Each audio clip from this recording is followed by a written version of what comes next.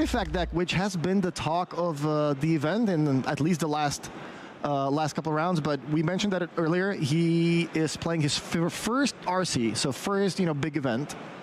Yeah, amazing stuff. He is playing a rogue deck, and he's at the top of the standings. Absolutely amazing. I love the way during the interview he was like, the mindset just like, hey, I'm happy to be here. I'm really grateful to be in this position, to have made day 2, and I just really want to enjoy the whole thing. It's a great mindset to have. He didn't seem too nervous. His composure during all the games has been really steadfast. He plays really well too. He's not making any mistakes. He knows his deck inside and out. And yeah, I mean, Simulacrum Synthesizer, artifacts. There's not much artifacts hate. Now it's coming back a little bit because of Cory Steelcutter. But in previous formats, looking a couple months back, there was none. Yeah, the deck is awesome. It plays the United Battlefront card to cheat out and to find your main piece, Simulacrum Synthesizer. And then you have Repurposing Bay and Braided Net as also very powerful artifacts that can churn for your deck, draw you some cards, keep you alive. I was just going through some of my draft rares from the first couple of weeks of drafting Tarkir Dragonstorm, and yeah, I was looking at the United Battlefront. Nobody really wants this. I'll set it aside. Maybe it's going to be a sleeper later on in the format, and looks like we just hit that point. So get your Battlefronts before it's too late.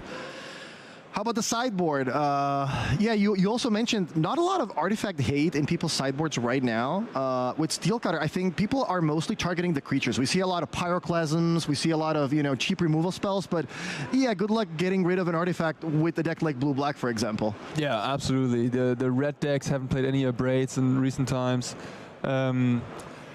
We haven't seen, even the red-green decks have cards like Pawpatch Formation in the sideboard for a long time, and Pawpatch Formation, does a lot. True. Kills flyers, kills enchantments, but it does not kill artifacts. And yeah, on the other side we have Sarunash, who is king of the hill right now, undefeated, just has a draw that he picked up in the last round yesterday against Marco Bellacca. Here's his blue-black mid-range deck.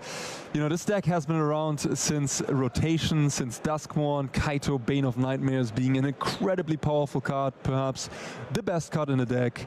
And then, yeah, we're looking at some cheap flyers, Deep Cavern Bat, Flood Pits Drowner, plus those 3 Kaitos to get him out on turn 3 as often as possible. A nice interaction suit of some removal spells and cut down, go for the Frozen Affliction, and of course a couple counter spells, and even a Miser Duress. And then a Gix's Commander 2 Preacher of the Schism to fill out sort of the anti-red hate, respecting that matchup a little bit. Honestly, looking at the stack list, I'm surprised he beat Izzet Prowess twice. I don't know how he managed it. Maybe he had a Preacher both games, turn 3. Maybe the one-off Tidebinder and the opponent didn't have any Burst Lightnings. It does seem a little bit like a miracle. Perhaps looking at the sideboard later down the line will explain a little bit more. But yeah, he's certainly playing tight, otherwise he wouldn't be here. One thing I want to point out, do you see any Tarkir Dragonstorm cards? No. This is a deck that you could play in the old format, right? Like typically you have decks doing well that are using some of these new cards like Cory Steelcutter or something else that made their deck so much better. This is a deck from 6 months ago. I put one on top. Do you see any Ether Drift cards? Okay, yeah. This is a deck from 6 months ago. What is happening? There's a couple stuff from Foundations, but that's pretty much it, yeah. Is there even something from Foundations? I'm not even sure. Is there something in the sideboard? Flood Pits Drowner is from Duskmourn. Yeah, I mean, there's a lot of stuff from Duskmourn, but sideboard has one Spell Pierce, which is actually from Ether Drift, yeah. Duress, Ghost Vacuum, Negate, Tidebinder, Affliction. It is literally a deck. Yes, no card from Foundations either. It's just one Spell Pierce out of the last 3 sets as a Nice. No, yeah, there you go. No, there's actually Soulstone Sanctuary in Mana Base. I take that back. We have Soulstone Sanctuary and Spell Pierce in the last 3 sets as additions. Awesome stuff. I mean, you love to see the diversity. You love to see the experience paying off. I want this story to be that Sarunas played whatever standard tournament there was 6 months ago and just came home and said, "Oh, I still have a sleeve deck. I'll just play that." Qualified with this, right? Like the qualifying system works like that. All right, but back to the game. Turn number 2, Deep Cavern Bat, and sees 3 lands and Kyla's Reconstruction. So yeah, not a whole lot going on here. 5 here. At least Thomas has lands, so all he needs is to just draw spells. Synthesizer would be perfect.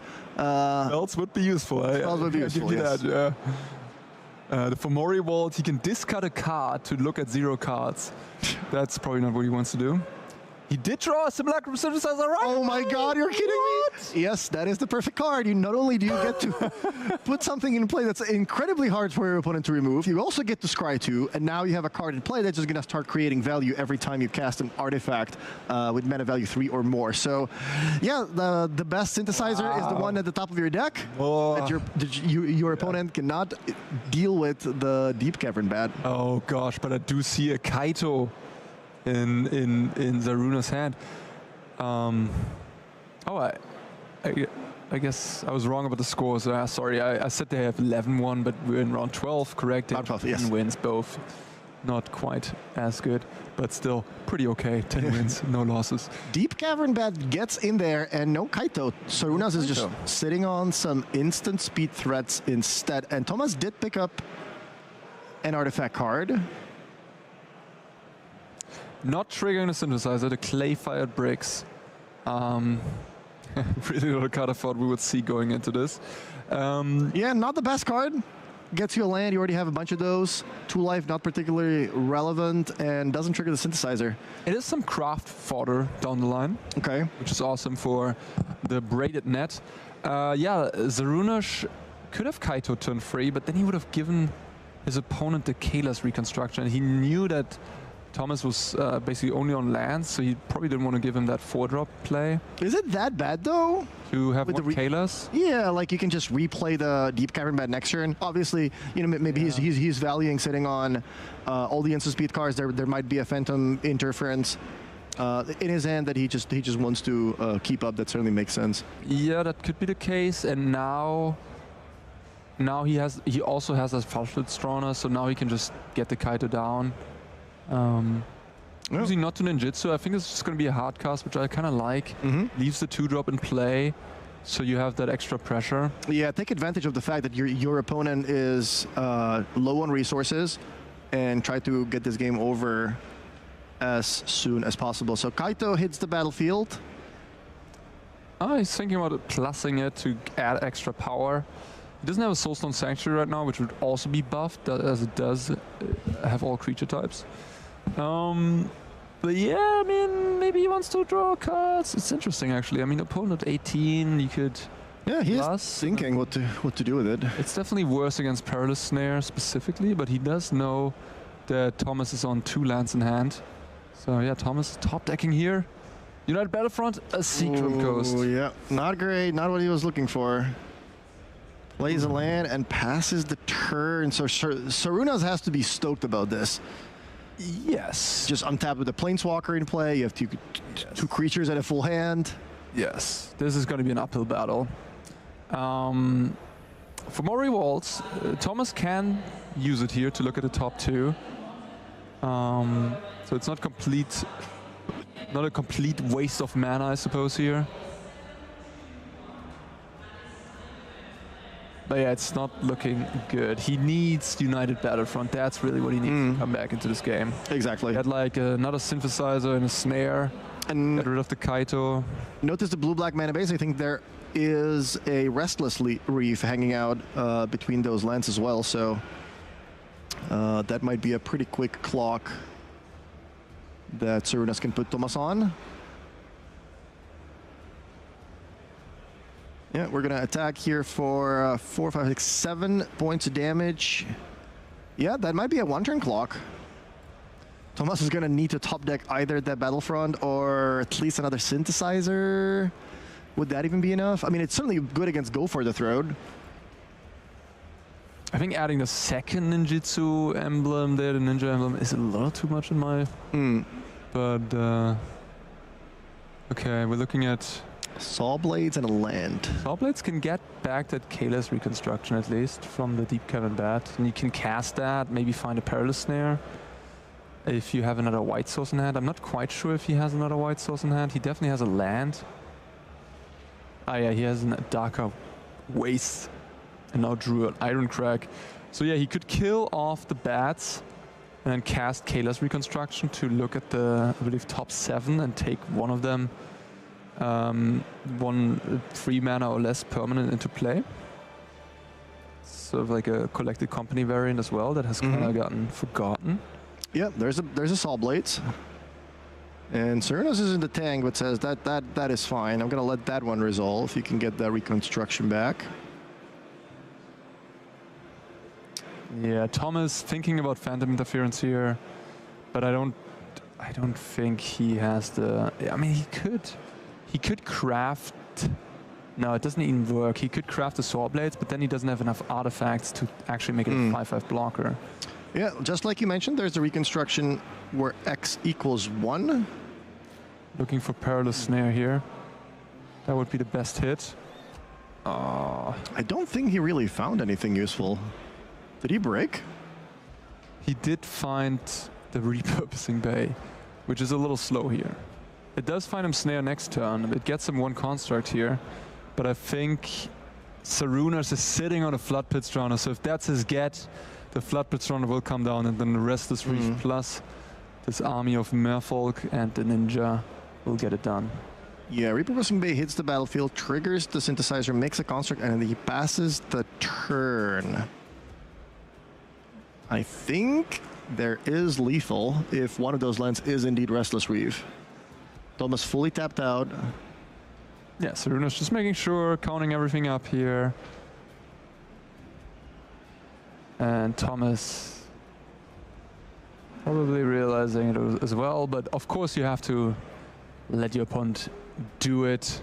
Maybe they forget about the Restless Reef, but I don't think Sarunas is going to forget about it. It is indeed a Restless Reef, so while Thomas is tapped out, he activates a manland and attacks for... That was a lot of damage. So Sarunas has to be pretty happy here about picking game 1 up with cards like Go for the Throat in his deck that cannot deal with the construct tokens, and no good ways of dealing with the cut down with a lot of those artifacts. Yeah, after sideboard, that's gonna change. Cards like Duress or Negate are certainly gonna come in. Let's take a look at that. Yeah, Tisha's Tidebinder, premium sideboard card. That's one of the ways he can actually shut off a Simulacrum Synthesizer. That is in play. Spell Pierce, 3 steps ahead, 2 Negates, 2 Duress, a copy of Dreams of Steel. No, there's actually some artifact hate here out of black. So he has a lot of sideboard stuff to work with. His sideboard looks great for the matchup. He could also consider bringing in the Shieldred and the Fairy Mastermind for some extra threats.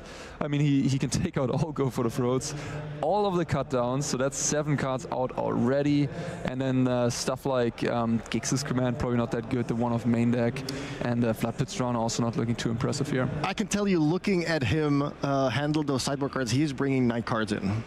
Yeah, you saw it. Yeah. So 2 Duress, 1 Dreams, 2 Negates, 5, 3 steps ahead, 6 Spell Pierce, 7, 2 Tidebinders, 8, 9. Yeah, sounds about right. That's some pretty heavy sideboarding. Yeah, that is definitely. Thomas wanted to mulligan. Wanted to win game 1, right, against this sideboard, and he is definitely favored in game 1, I would say, because just the artifact deck being proactive, being powerful against the mid-range deck. But that mulligan to 5 really got him good. On Thomas's side, we're looking at temporary lockdown 4 times, which... Is that something you would want to bring in? I think so, yeah. I think that is kind of okay against Dimir. They have the 4 Siren, the 4 Bats, 2 Fairy Dream Thief, and then potentially the Fairy Mastermind from the sideboard and the Flood Pits. Flood Pit Drowners. It's like map tokens. Map tokens. So, and if you stifle these early creatures, they're less good at playing that sort of Delver type game where they flash these in and then hold up counter spells and slowly grind you down. Fair enough. Are you bringing all 4 or just a couple copies? Maybe if you have the Battlefronts, you have lots of ways to find them. Yeah, depending on what your worst cards are. Yeah, I would definitely look at, like, Lockdown is not amazing. I don't think I would want 4. If my main deck configuration has like some cards that are terrible, I might want to have 4 because I want to get these terrible cards out of my deck, and that's a higher priority. But looking at his deck, he really doesn't have much that's like bad. Cryptic Code, you could make a case that it's not for this matchup. It's more for like what matchup? It is for. Yeah, I think like Jeskai Control would be one matchup where it would shine. Though they would have a hard time beating that card. I don't know, maybe something like Gogari midrange as well. Dimir midrange being a little bit more on the aggressively slanted side. But yeah, I think Cryptic Code, like if I would, that would be an interesting question if I would have some time to talk to Thomas maybe later. Ask him like why exactly he's playing that card, because I do have questions about it. Okay. Yeah, I mean that's that's the beauty of playing a rogue deck. You can just put in a bunch of cards you like, or a bunch of cards that performed well for you, but other people have not had a chance to try them out yet. I mean, it gives you a mana sink in a late game that reproduces synthesizer tokens, right? That's sort of the idea behind it. But if you have synthesizer going, you could also make the argument that you probably don't need more help. Yeah, I mean, standard is really fast. I think that's the point you're trying to make, right? It is a perfectly fine card, but standard is really fast. So returning cards back to your hand, replaying them, spending 6 mana on that, there's a lot of matchups where that's not going to be fast enough. Exactly. But game number 2 is underway. Thomas no play on turn 1, pass the turn, and Charunas has multiple options, it seems, choosing between Duress or the Fairy. All right, Dream Thief hits the battlefield. Surveil 1. Pass the turn. How do you like that Duress in the matchup? Do you try to hold it for a specific turn, like a turn before they can play the synthesizer? Is that something that you just try to fit in your curve anywhere? Like, are there some like very specific cards you're trying to, take from your opponent's hand? Yeah, I mean, I optimally you want to take the Battlefront or the synthesizer. Okay. I think those are the main targets. So you can wait until turn 2, I suppose, here being on a draw to cast it. Yeah, I see a lot of players just fire off the Duress they brought in, as soon as they can. But it's not something you always have to cast turn 1, especially if the cards you're trying to take cost 3 or 4 mana. So what are we looking at? Deep Cavern Bat. There is a Cryptic Code. There is Get Lost. I see a United Battlefront, 2 lands, and something else.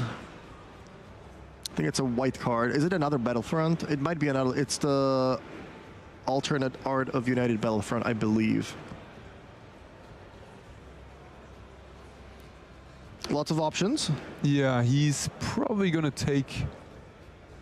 I mean, he has the Duress in hand, so you can pick up that Battlefront later, on a later turn, like next turn. And so you can take the Get Lost here to prevent... Oh, it's 2 Battlefronts. It is 2 Battlefronts. Yeah, it's the alternate art. So he kind of has to take the Get Lost here, I suppose. It's a pretty good hand against a discard spell. Yeah, for sure. He can still go Cryptic Code, which he left in the deck. Okay, so you didn't take that one out. You have a good value card for turn 3, and then you have double Battlefront, so that's as good as it gets. But imagine it would have been a lockdown here. It would also not have been too bad. Yeah, lockdown certainly looks decent. Sharuna's making some notes. Takes a Get Lost and passes the turn. So let's see if Thomas draws another synthesizer here off the top of his deck for turn 3. It was no, it was the Iron Crag. So Otterker Wastes is the play.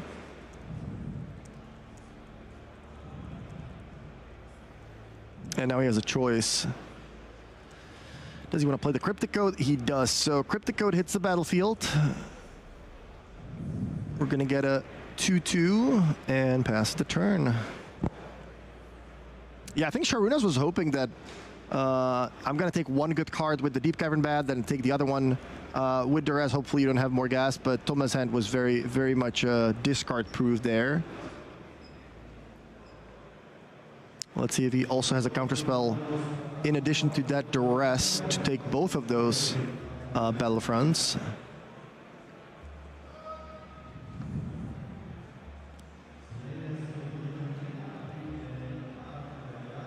Getting in for 2. The Fairy Dream Thief, I haven't seen that card in a while. It is nice to map it into the graveyard with some of those Spyglass Siren maps, and certainly annoying to kill if you're trying to prevent a Kaito and you're like, I guess I have to kill this to prevent the turn-free Kaito. Wow, Thomas wastes no time casting that Battlefront.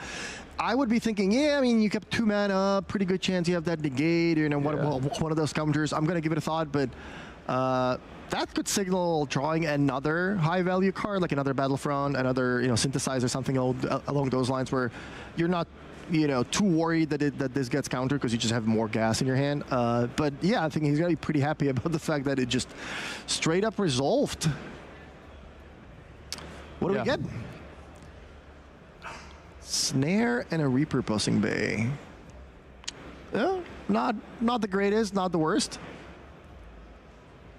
I mean, he's pretty happy about that, I would say.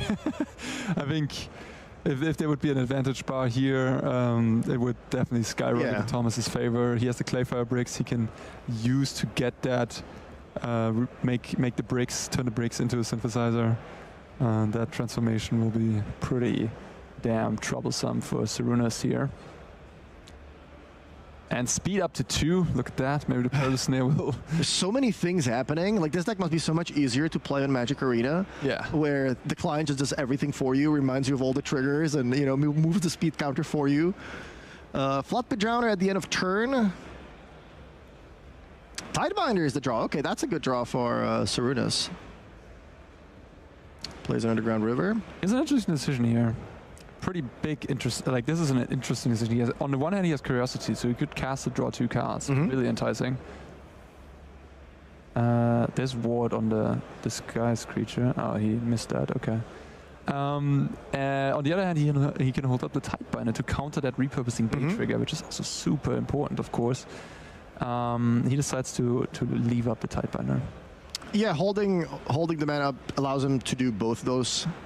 Well, drawing 2 cards is really nice. But yeah, I mean, that is true for sure. No, I think he's going with the right play there.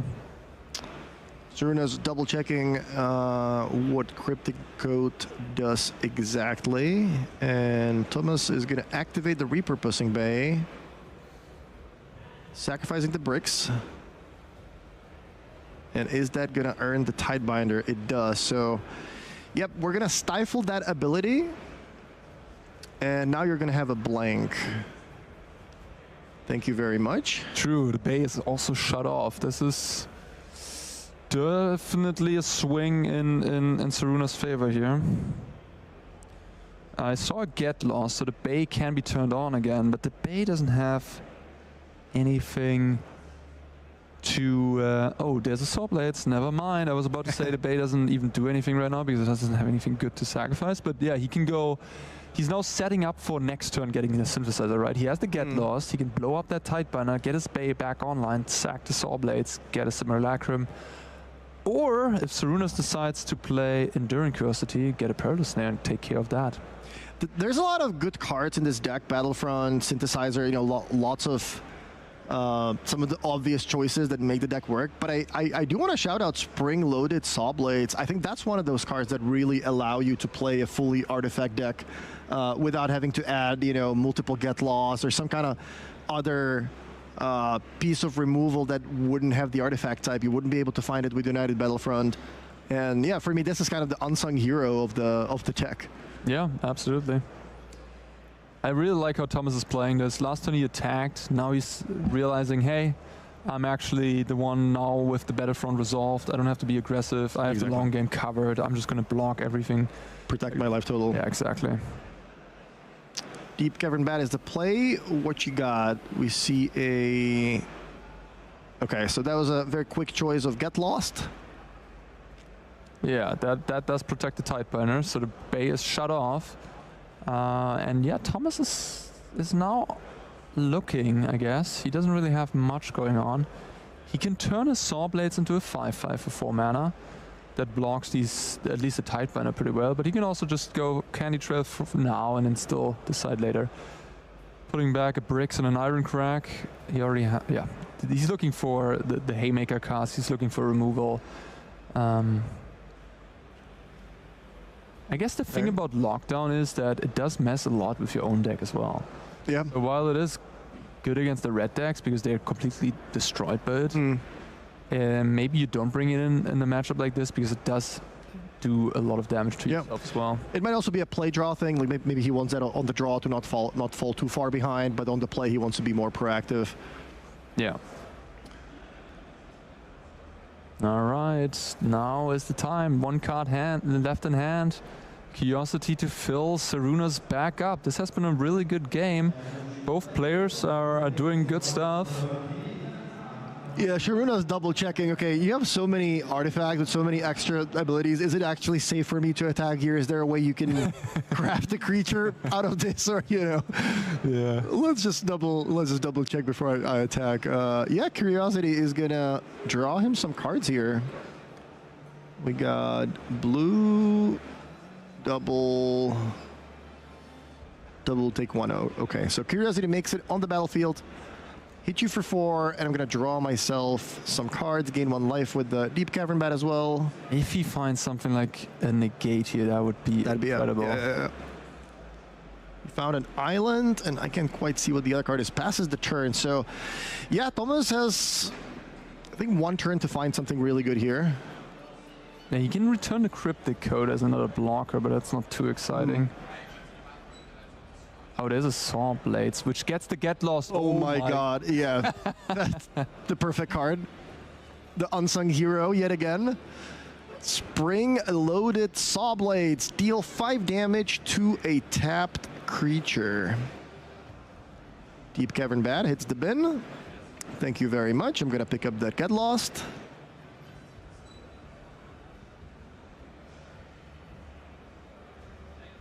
And he immediately fires it off, killing the Tidebinder as well, because that is going to unlock his repurposing bay. All right, and now we can get a Perilous Snare. First things first, and get that Enduring Presence off the battlefield. What a turn! That was incredible. Oh my god. If you're Sarunas, you have to be feeling really good there. You have to just dodge 1 good draw, and then you're firmly in the driver's seat, drawing multiple cards a turn. Untapped mana, creature land to boot. But yeah, 1 Saw Blades, and everything turns around. Now it's Sarunas who doesn't have a board. Yeah, and Thomas sitting pretty at 15. Sarunas, I think that the unknown card you didn't see was a Darkslick Shores, so 2 lands in hand as of now, and now a Spyglass Siren added to the board. Oh, it's a Gloomlake Verge, okay. Well, he does have those map triggers. He can pop some of those to dig him maybe towards something like a Shieldred. But like the problem is the Perilous Snares now. There's another Saw Blades in play, so, and an Ironcrag too. So he can get 2 more Perilous Snares if he wants to. So whatever threat Sarunas finds, may it be a Kaito, a Shieldred, a Curiosity, anything powerful, the most powerful cards in his deck, they can all be dealt with by just activating this repurposing bay. Maybe the best card actually you can find is a Tidebinder, probably. So you can at instant speed shut off the bay. It's funny watching kind of how the metagame is making like a full circle. Watching this tournament at least. There's a lot of red. People start playing mid-range decks to beat up on red, like Jeskai Oculus. Then people start playing bigger mid-range decks to beat up on those other mid-range decks. So, for example, this Blue-White Artifact's going over the top of, whatever you have going in your mid-range stuff. And then maybe we're going to see a comeback of Domain, because Domain's going to say, hey, I am the biggest mid-range deck. I'm going to go over the top of whatever you're trying to do with your construct tokens. But then again, red becomes good because there's a lot of Domain.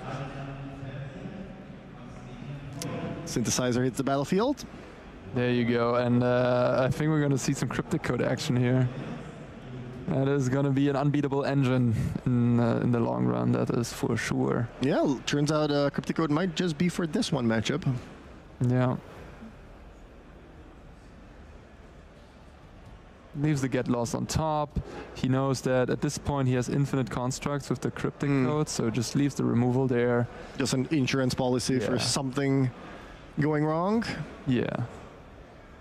Oh, actually, that was maybe not thought through that well. He could have scryed in a way that he leaves the land on top, gets the land under the Cryptic Code, and then the Get Lost would be... Oh, he manifested the... Yeah, he manifested the Get Lost, which I don't think was his intention. Certainly, I've done that before multiple times. But yeah, I mean, Thomas is sitting at a really, really, sweet spot anyways. Dreams of Steel and Oil, a little too late to the party. Soulstone Sanctuary, Restless Reef. But yeah, I mean, from this on out, Thomas still at 10, 11 life, 10 after the Siren attack. Yeah, I mean, and there's already 10 power on his side too. So yeah, we know how quickly these construct tokens turn around the game. I think we're going to a game 3 here, which is more good stuff, more gameplay between here, the King of the Hill, and Thomas on his first regional championship on table 1. And yeah, good stuff, really good stuff. The judges, by the way, here, I think are informing the players that there are 2 parts of resolving Dreams of Steel and Oil. Not only do you choose an artifact or creature card from their hand, but you also then choose an artifact or creature card from their graveyard and exile that card as well. Yeah, he has to. You have to exile something. Yeah, it's not something you can miss. You have to do it. Yeah.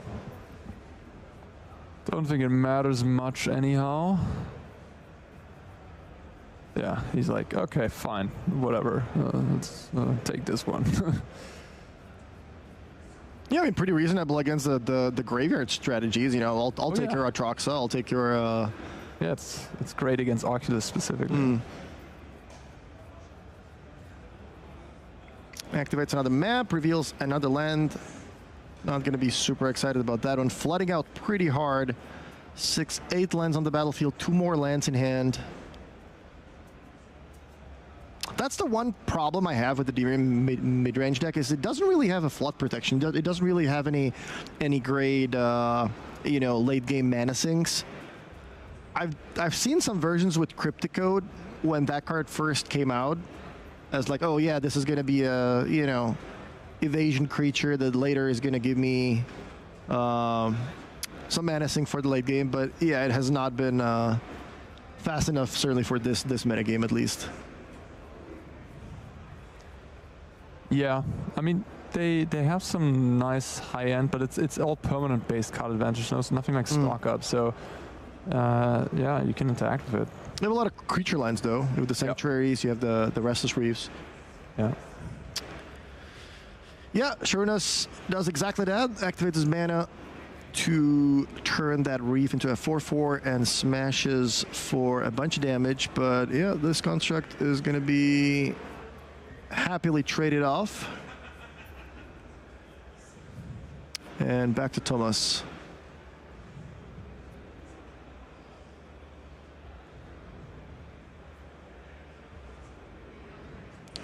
Making sure there's enough lands to activate all of it.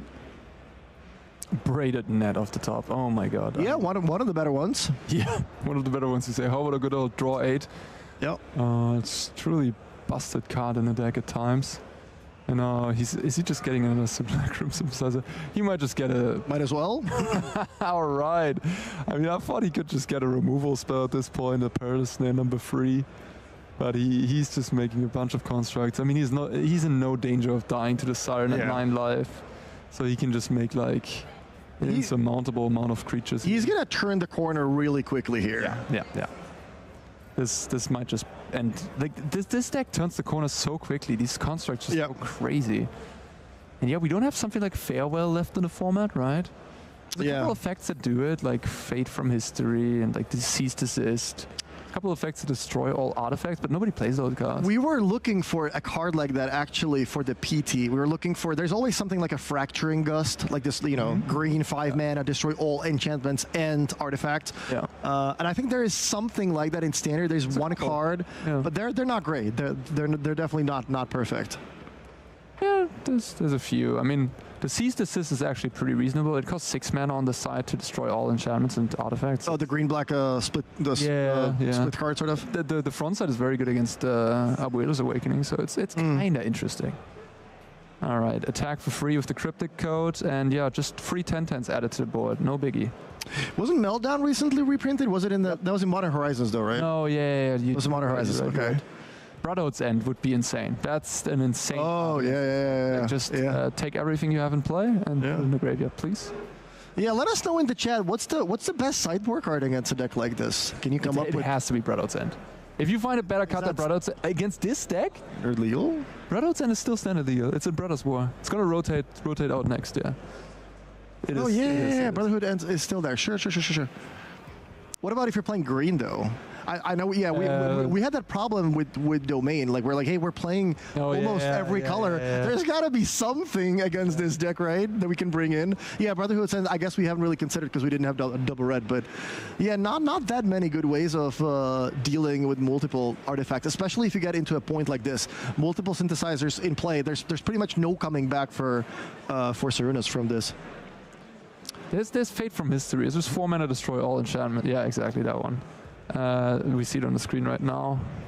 That one's not too bad, but it blows up your own up the beanstalk, your Leyline Binding, so it's not great in specifically Domain. Oh, I thought you'd get a 2/2 for each of those artifacts. I was gonna say, I was gonna say, yeah, good luck blowing up 10 artifacts and giving your opponent 20 points of damage. Yeah, Thomas picks up game number 2. I think we all saw the writing on the wall. The players just kind of went through the motions, and the constructs were able to get the job done. Let's take a quick look at the sideboard cards again. I don't think there's going to be anything that we might bring in for game 3 because it wasn't good on the play or on the draw. Maybe that temporary lockdown, like you mentioned, that could be a play draw thing. Yeah, but I mean, I can see why he didn't want to side it in there. It looks like he just took in some get loss. That was probably just very minor sideboarding on his end. What is that new flyer, the Clarion Conqueror? It is the 3-mana 3/3, the dragon, that stops all creatures. Is it also? It also stops all artifacts from being activated. It's not gonna stop your opponent from creating constructs with the synthesizer, which is a problem. Yeah. So once you fall far behind, drawing the Conqueror is not going to help you. But yeah, that could be a card that could rise up in popularity a little bit if this deck ends up making the top 8 here this weekend. Yeah. Although it does get still removed by Perilous Snare. That is just an ETB trigger, unfortunately. Day of Judgment is a card that I feel like Thomas could have included somewhere in a 75. Day of Judgment is very powerful. He doesn't have any creatures in his deck he's blowing up. I would have liked that. What about Gix's Command if you're Sarunas? Is that something that goes through your head, or like, what if I do get into this spot where my opponent does have these huge constructs? Is that something I can have it in my deck as a one-off that maybe I'll hit a perfect moment for it, where no other card would do that? Or is it just not what you're trying to do? I think I'd rather maybe even have a Anointed Affliction if I wanted to remove a construct. Paying 5 mana and putting like 2 counters. Doesn't seem great. Too slow, too clunky. Yeah, too clunky. But yeah, he really doesn't have any good ways to remove these constructs. Between Cut Down and Go for the Throat, they don't do it, so he just is maybe keeping an Anointed Affliction or 2. We didn't see any removal in that game. Maybe just doesn't have any. He can stun them with Flood Pit Drowner. That's pretty reasonable. Game number 3 is underway. Thomas with a Candy Trail on turn 1. And I want to mention it again. I am so happy to see that there's so many different decks this weekend doing well. It's not just Izzet Prowess, it's not just Mono Red. This is table number 1. We have Dimir Midrange facing off Azorius artifacts. For our backup feature match table, I believe we had a we have a Jeskai Convoke player playing against another Domain Overlords. Oh, Domain Overlords. Yeah, there's definitely lots of different decks, archetypes, and strategies you can play. It's not just the red aggressive decks. Flood Pit Drowner, end of turn for Sarunas, gets in there for 2. The Iron Crag was the play for Thomas, so he has one of those better starts for him. I think I saw a Kaito in Saruna's hand. Again, choosing rather to hold up Corner Magic. Oh, the best. Boom. The best opener for the artifact deck. Turn 3 United Battlefront, but that gets interfered with. And Sarunas has the counter. Huge. Thomas fearless. Absolutely fearless there. Slamming his best card into the counter spell right away. But his hand is loaded. So, yeah. Double Snare. Repurposing Bay and Braided Net. This looks tough to grind through from Saruna's side. Yeah, I mean, he can take a removal spell, but then there's still another one. The biggest problem for Sarunas in this matchup is that he doesn't get to use his removal spells effectively. Like normally if your opponent plays something like a Banishing Priest or whatever those types of cards are, Fiend Hunter I think was the original card, you can just kill it with your Go for the Throat and get the creature back. Here, if you just lose your creature to the snare, there's just nothing the blue-black deck can do about that. Yep. Floodpit Drowner, attack for 2. And pass the turn back, sitting on 2 mana, so possibly holding up something like a negate, maybe another flash creature. And Thomas is going to go for the base. So any response to that? A negate, I see in his hand.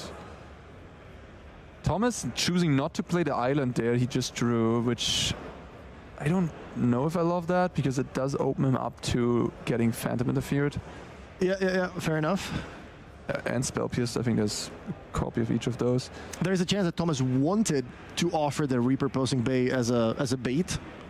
Hey, if you have another, one of those counters, then maybe I have something better that I drew for the turn. But he doesn't have like a 5-mana card. He would like to have that Spell Pierced. Another Battlefront, something like that.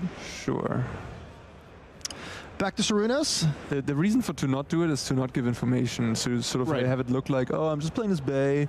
Maybe you have a tight bind in hand, you want to counter it, but no, I actually have the land to activate immediately, get the Synthesizer, right? All right, 3 more damage. I mean, the Dimir deck is just a very slow clock. It really needs those counter spells. If Sarunas can continue with the counter spells, he's in a prime spot. I think he has a Kaito here, though. Yeah, that's what I want to say. I think the most important part of the Dimir deck is the Kaito and the Enduring Curiosity. Like, you really need to have those card draw engines in play to get ahead on resources, because otherwise your deck is very prone to flooding. You're playing 25 or 26 lands. You don't have any late game menacing, so you really do need to get that card draw engine on the battlefield. That's why Kaito is so good in this deck. Yep.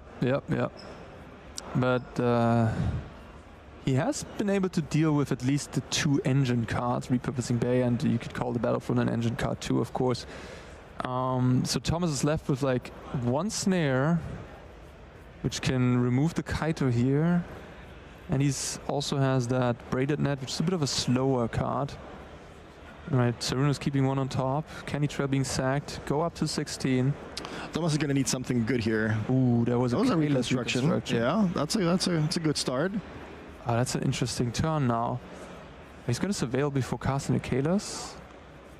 I guess that digs him deeper towards... Yeah, if you're looking for something specific, you wanna Surveil first. Otherwise, it could pay off to fire off the reconstruction first and then Surveil. But it looks like he's gonna go for the snare instead that deals with the Kaito. Keeps up 2 mana for a potential interference and passes back to Sarunas. Yeah, remember, there's still some of the creature lands hanging out in there in the mana base somewhere. Oh, I think Sarunas made the decision to keep the Deep Cavern Bat on top that he had sawn with that, had seen with the Surveil from the Kaito, and it might just pay off here, being able to take that Kalos reconstruction. It might get sawn eventually with the Saw Blades. We'll see about that. Yeah, I mean, most importantly, no reconstruction for X equals 3 or more resolving. That is That is huge. That card is very powerful. Yeah.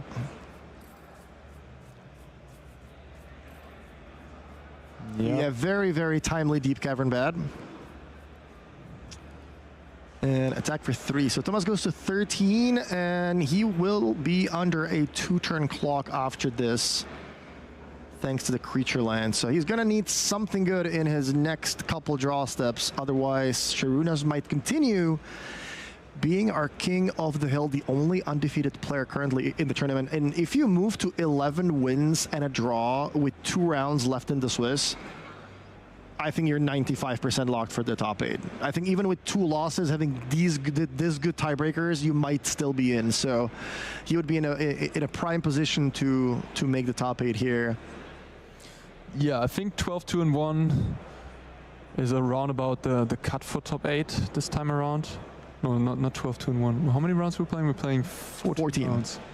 So it's just 11. Well, yeah, 11-2. Yeah. For the PT slot, somewhere in the range of 3 losses, maybe a draw, is most likely going to get you in. So I think, yeah, if Sarunas picks up this game, he would at least be qualified for the Pro Tour.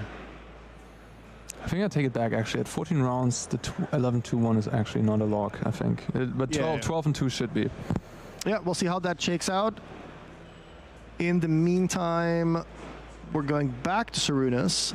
2, 4, 5, 6, 7 points of power on the battlefield. He also picked up a Tidebinder. Oh my god. Sarunas drawing the Tidebinder, leaving the bat on top of his deck with his opponent just on 1 or 2 cards left in library. Good call. Getting rewarded for that. Now drawing the Tidebinder. His best card in the matchup, you could say. He's sitting on the Sanctuary. But I guess he lets that resolve, so he only attacks for 5. I think he still has lethal next turn, so... Well, he's attacking for 7, actually. The Sanctuary you activate at the end of turn. So he has a... The Drowner was tapped, though. Oh, sorry about that. The Drowner was tapped, not the land? Okay, interesting. Okay. Back to Thomas. Did he draw United Battlefront? He's thinking... I think if you draw a Battlefront, you just slam it on the table, so we'll see what it is.